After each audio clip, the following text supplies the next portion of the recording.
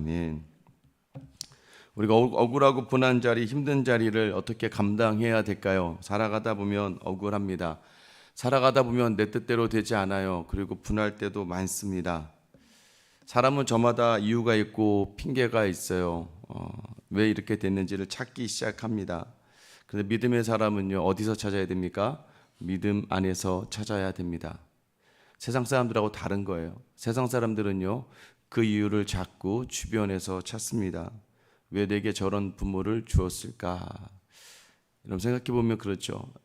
좋은 부모 만났더라면 내가 조금 더 좋은 환경과 좋은 성품과 좋은 위치에 있을 텐데. 그럼 여러분 한번 그렇게 생각하며 돌아보시면 됩니다.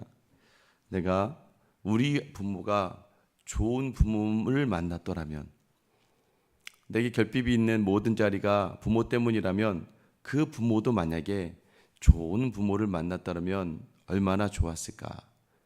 우리 부모가 돈 때문에 너무 힘들어요. 부모님이 너무나 매일 싸워요. 어떻게 저렇게 서로 상대방을 배려하지 못할까. 그 부모님들이 그 좋은 부모님들을 만났더라면 여러분, 그분들은 얼마나 좋았을까요? 살아가다 보면 탓할 일들이 참 많습니다. 교회도 마찬가지예요. 사람의 결핍을 보다 보면 어떻게 저럴 수 있을까, 저 사람 왜 저럴까가 아니라 저 사람도 좋은 사람 만나고, 또 성도도 마찬가지 아니겠어요? 좋은 멘토를 만나고 좋은 사람을 만나면 참 건강할 텐데 라는 생각을 하게 될 때가 참 많습니다. 여러분, 그것을 다시 돌려보는 거예요. 그러면 우리는 어떻게 해야 되는가? 우리에게 참 좋으신 하나님께 우리의 시선과 우리의 마음을 집중해야 된다는 걸 이야기하는 겁니다. 여러분, 세상은요, 그렇게 살아갑니다. 상처받은 대로 상처 주고 어려움 받은 대로 어려움 줘요. 여러분이 느낀 것처럼 나는 우리 아버지처럼 살지 않을 거야 해놓고서는 자녀들에게 똑같이 합니다. 나는 우리 엄마처럼은 살지 않을 거야 해놓고서는 엄마처럼 똑같이 자녀들에게 상처를 줍니다. 왜 그래요? 이게 바로 죄성이라는 거예요. 그러니까 그걸 보면서 우리가 아는 거예요. 아, 사람이 안에 있는 죄라는 것이 참 무섭구나. 하나님을 거역하는 순간부터 우리 안에 거하는 죄는요, 우리가 안 할 거야 할수록 더 그 죄자에 함몰되고 말아요. 그래서 이것을 모든 것을 끊어낼 수 있는 일이 뭐예요? 은혜를 돌아보는 거예요. 그 죄로 말미암아 죽어야 될 우리를 하나님이 살려주신 거예요. 하나님의 은혜가 어느 정도냐면 자기 아들을 십자가에 내어 달리기까지 하면서 우리를 살리신 그 하나님의 사랑을 돌아보셔야 합니다. 그래서 여러분, 어렵고 힘든 자리에서 해석을 할 때 사람으로 해석하면 답이 절대 안 나옵니다. 왠지 아세요? 사람은 변하니까요. 막 다투다가도 남편이 조금 잘해주면, 또는 아내가 조금 잘해주면 그래, 그래도 저 사람밖에 없지 하다가 바로 얼마 안 있어서 상처의 일들이 있죠. 자녀도 그렇습니다. 자녀도요, 그래도 애가 이 정도면 애가 괜찮은 것 같아. 그래, 이 정도면 되는 거야. 또 갑자기 애가 어느 날 갑자기 뭐 부모의 말을 잘 듣고 하면 이런 자식이 없는 것 같아요. 근데 그러다가 갑자기 막 뒤에서 뒤통수를 한 대 딱 맞는 거죠. 여러분, 다시 한번 여러분에게 말씀드립니다. 믿음의 자리에서는 사람 탓할 필요도 없고 사람을 의지할 필요도 없습니다. 왜냐? 사람은 변합니다. 사람은 환경을 이겨내기가 어려워요. 여러분, 사람이 왜 예민해지고 사람이 왜 분을 내고 화를 내는 줄 아세요? 사람은 그냥 사람의 힘으로는 환경과 상황을 이겨낼 수가 없습니다. 그래서 하나님은요, 그런데 집요하게 그 부분들을 계속 건드립니다. 네가 이번에 어떻게 하나 보자. 네가 이번에 어떻게 하나 보자.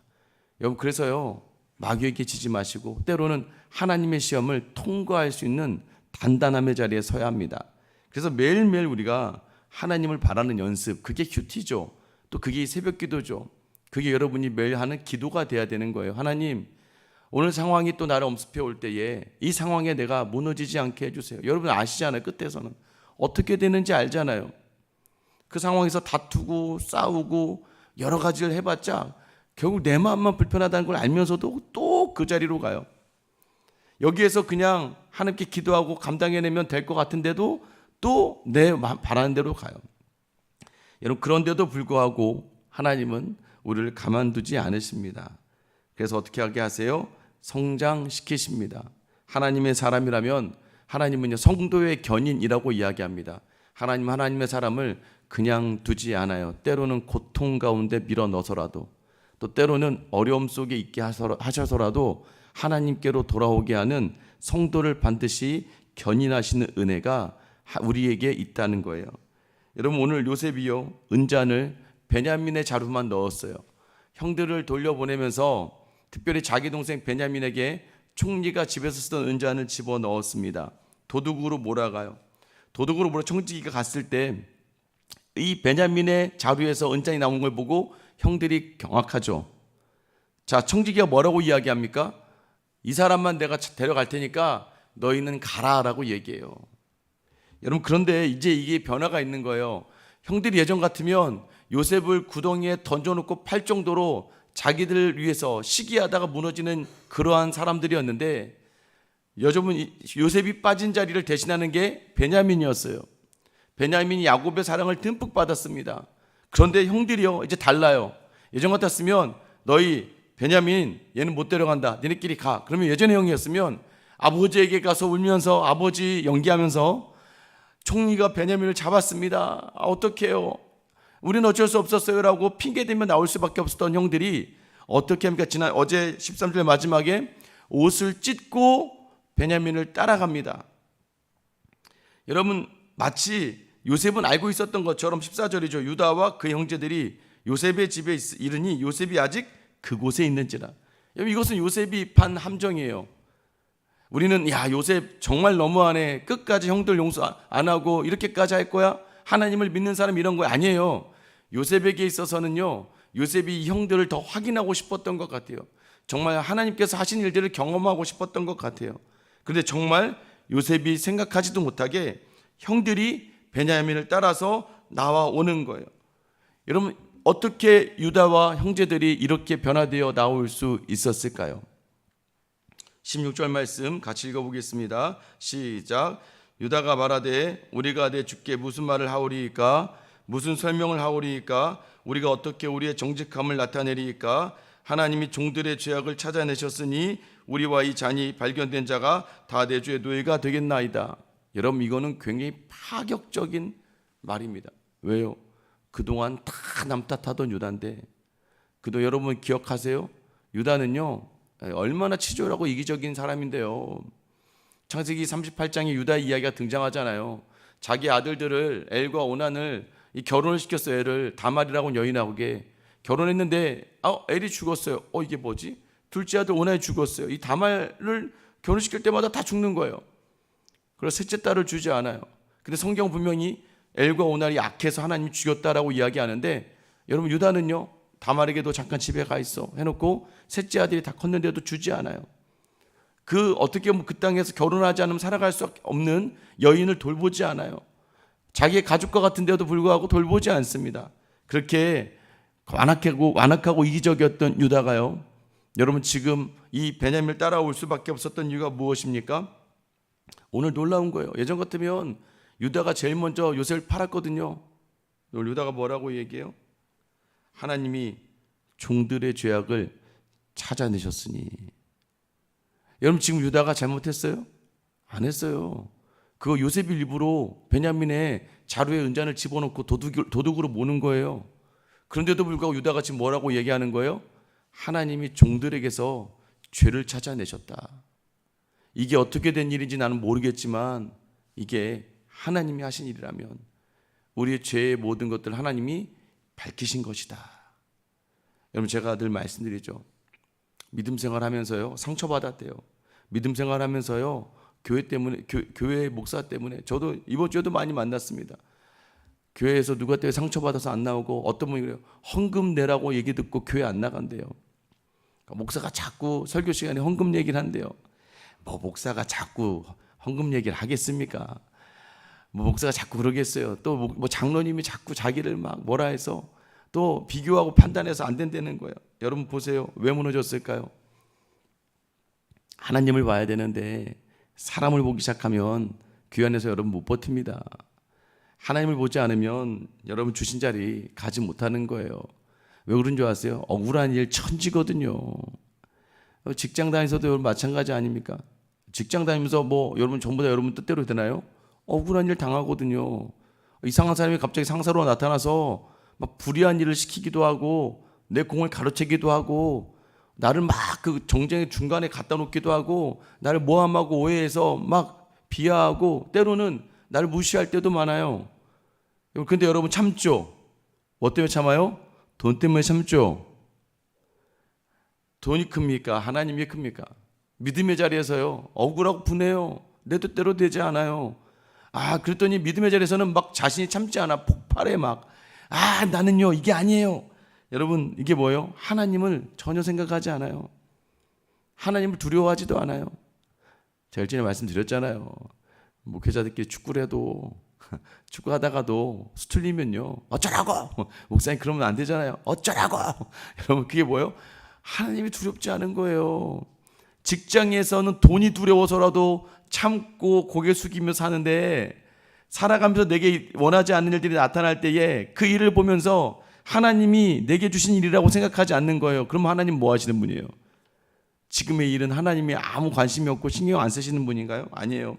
유다는요, 지금 만약에 이것이 우리의 죄를 드러내시는 하나님의 일이라면 드러나져야 합니다.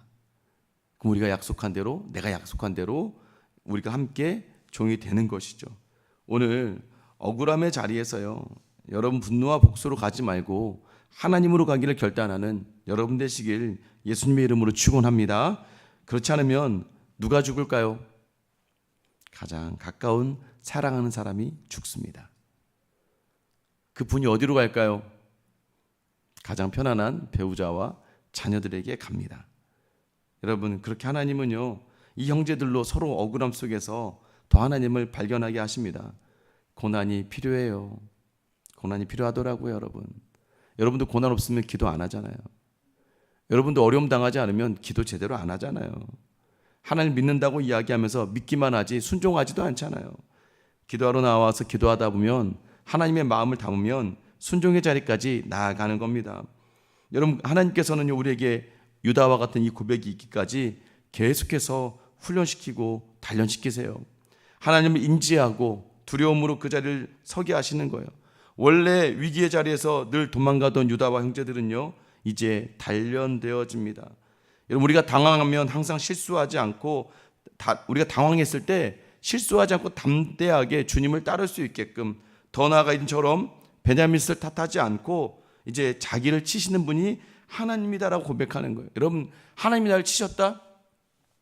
부모가 나를 어렵게 하고 때렸다? 무엇 때문입니까? 여러분, 베냐민을 향해 발걸음하는 유다의 마음이 바로 하나님이 원하시는 회복되는 공동체의 자리가 되는 겁니다. 여러분의 가족에게 원하는 게 무엇일까요? 하나님께서 우리 교회에 원하시는 것이 무엇일까요? 여러분, 가해의 자리에서 죄책을 넘어서 이제는 베냐민을 마음도 아끼고 붙드는 자리까지, 그 다음으로 가야 되는 거예요. 이 새벽에 나와서 여러분이 기도하는 이유가 바로 그겁니다. 여러분에게 주어진 모든 자리를 여러분 잘 돌아보셔야 돼요. 이제 성장해야 됩니다. 여러분, 변화가 돼야 됩니다. 오늘 요셉이 뭐라고 이야기해요? 베냐민만 내 종이 되겠다라고 이야기할 때 유다가 뭐라고 이야기합니까? 아닙니다. 우리가 이제 당신의 종이 되겠습니다라고 이야기해요. 은잔을 가져간 베냐민만 내 종이 되겠다. 나머지는 올라가라. 여러분, 이게 바로 요셉의 의도는요, 베냐민을 자꾸 야곱에서 떼어놓을 수밖에 없게끔 이어져 가요. 사실 이거는 하나님의 의지란 말이에요. 요셉을 떼어내시고 야곱에게서 베냐민을 떼어내시는 것, 여러분, 아직도 이런 일 붙들고 있는 고집과 아집의 자리를 하나님은 떼어내시기를 원하신다는 거예요. 여러분, 기억나세요? 나아만 장군이라고 이 아람의 왕이 있었습니다. 이 아람의 왕이 다 좋았어요. 큰 용사예요. 훌륭했습니다. 근데 그가 나병이 있었어요. 다들 그를 막 존경하고 부러워하는데 나병이 있었어요. 여러분, 그 나병이 이 나아만을 하나님을 만나게 하는 도구로 사용되어지는 거예요. 만약 그가 다 완벽했다면 아람 군대 장관이 왜 하나님을 찾겠습니까? 나병이라고 하는 이 치부가 결국에 어떻게 돼요? 그 어린 자기 집에서 팔려온 이스라엘의 작은 소녀의 말 한마디, 우리 북이스라엘에 가면 엘리사라고 하는 선지자가 있는데 그 선지자에 가면 나을 텐데. 여러분, 평소에 들리지 않았을 거예요. 어디 작은 여자에 가는 애가 들리겠어요. 그런데 결핍은요, 복음을 듣게 하는 놀라운 능력이 돼요. 이 사람이 나병이 있었기 때문에 그 소녀의 이야기가 들리게 돼요.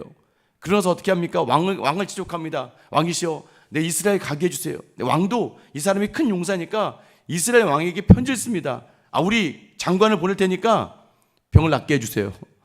여러분, 난리가 납니다. 이스라엘에 뭐 전쟁하자는 거지 이거. 왕이 뭐라고 얘기해요? 내가 하나님이냐? 어떻게 내가 나병을 낫게 하냐? 하면서 막 소리를 막 고래고래 질러요. 여러분, 세상의 방법으로는 안 됩니다. 결핍의 자리에서는요, 하나님의 방법으로 가야 되는 거예요. 그래서 엘리사가 뭐라고 이야기합니까? 나에게 보내라는 거예요. 나에게 보내라. 여러분, 나아만이 결국 하나님의 사람을 찾아갑니다. 찾아간 자리에서 어떤 일이 일어나요? 찾아간 자리에서 여러분, 막 이 나아만 장군의 이 생각에는 내가 엄청나게 큰 나라의 제국의 장군이니까 내가 오면 막 엘리사가 막 나와서 막 옆에 막 음악과 풍악을 준비하고 막 양탄자 깔아놓고 무릎 꿇고 막 화려한 기도를 하면서 막 머리에 손대고 기도할 거라 생각하는데, 엘리사가 뭐라고 얘기해요? 종을 하나 보냅니다. 가서 저 요단강 가서 7번 몸 담그라 그래.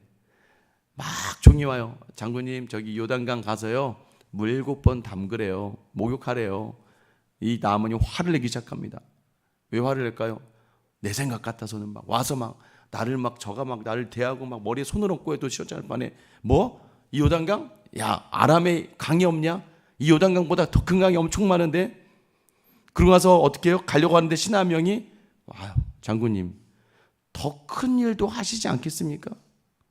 더 큰 일도 하실 거잖아요 라고 얘기하면 더 큰 일도 하실 거잖아요. 여러분, 이게 뭘 얘기하는 걸까요? 여러분, 우리는 자꾸 하나님의 은혜를 바랄 때 막 큰 기적과 이적과 이걸 바라면서 어떻게 해요? 막 기도를 매일 해야 될 것 같고 열심히 기도해야 될 것 같고 막 내 몸을 막 가다듬고 막 우리는 극단적으로 가요. 막 극단적인 게으름 아니면 극단적인 경건으로 막 향할 때가 참 많아요. 그래서 종이 얘기합니다. 그럼 엘리사가 그렇게 얘기해야 돼요? 물에 들어가서 맨손으로 물고기 10마리를 잡아야 된다. 아니면 예루살렘 향해서 1000배를 해라. 이런 거 아니잖아요. 그냥 요단강 가서 몸에 물을 담그고 7번 담그고 나와라. 신하가 얘기합니다. 그거 쉬운 거잖아요. 나아만이 화가 나지만 꾹 참고 요단강에 가서 물을 7번 담그자마자 딱 일어설 때 피부가, 이 나병이 어린아이의 살과 같이 희어졌더라라고 성경은 기록합니다. 우리의 생각은 이렇게 하면 아니야. 나는 좀 높은 사람이니까 또 이렇게 하고 저렇게 하고. 여러분, 담그다라는 의미 뭔지 아세요? 수장시키다는 의미예요. 여러분, 침례할 때 물을 이렇게 원래는 요단강 강물에 이렇게 몸을 담궜다 뺍니다. 죽었다가 살아났다는 걸 얘기하는 거예요. 우리가 세례가 그걸 의미하는 거거든요. 이전의 모든 것을 내가 가지고 있는 생각과 의지를 다 내려놓는 거예요. 하나님은요, 우리가 그 자리에 있기를 원합니다.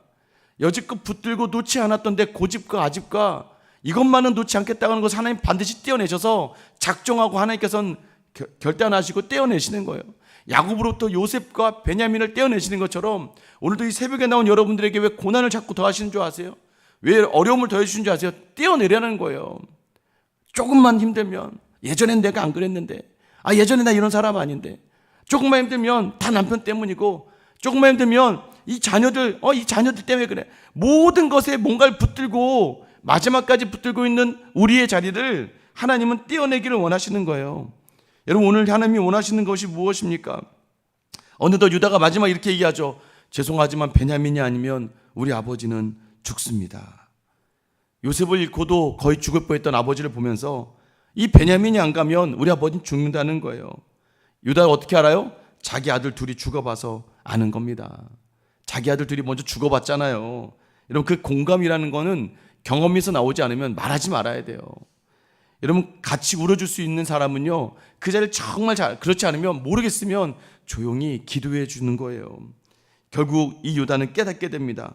이 유다가 아버지 앞에 희생을 결단한 시작이 지금 유다의 자리에서는 자신의 아들로 여기지 않았던 아버지에 대한 사랑의 자리로 꼽히게 됩니다.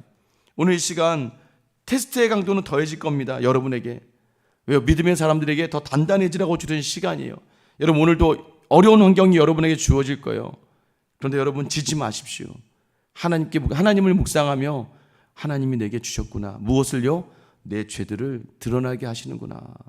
그게 무엇인지 한번 여러분이 묵상해 보시며 끊어내야 될 죄를 끊어내신다면 하나님 반드시 이 요셉의 야곱의 가족을 다시 하나의 온전한 공동체로 이끌어 주셨던 것처럼 여러분의 가족과 이 교회와 여러분에 속한 모든 공동체를 하나로 인도하여 주실 줄 믿습니다. 오늘 그 은혜가 여러분 있게 되기를 예수님의 이름으로 축원합니다. 기도하겠습니다. 사랑의 하나님, 우리에게 원하시는 것이 무엇인지 이 새벽에 나온 우리에게 이 말씀을 주십니다. 유다는 이기적이고 완고했으며 자신의 뜻과 의지로 살아가던 이였습니다. 그런데 하나님, 그가 삶 가운데 하나님을 깊이 경험하고 삶의 자리 하나님이 옳다라는 믿음의 고백 뒤에 그의 삶이 달라집니다. 요셉을 팔았을 때와 다르게 유다는 이제 완전히 달라져 있습니다. 그가 모든 자리를 하나님으로 해석했기 때문입니다. 억울하고 분합니다. 베냐민의 억울함을 바라보면서 형으로서 그가 할 수 있는 것은 이것 또한 하나님이 내게 허락하신 자리인가 보다. 나의 죄를 다 드러내시는구나.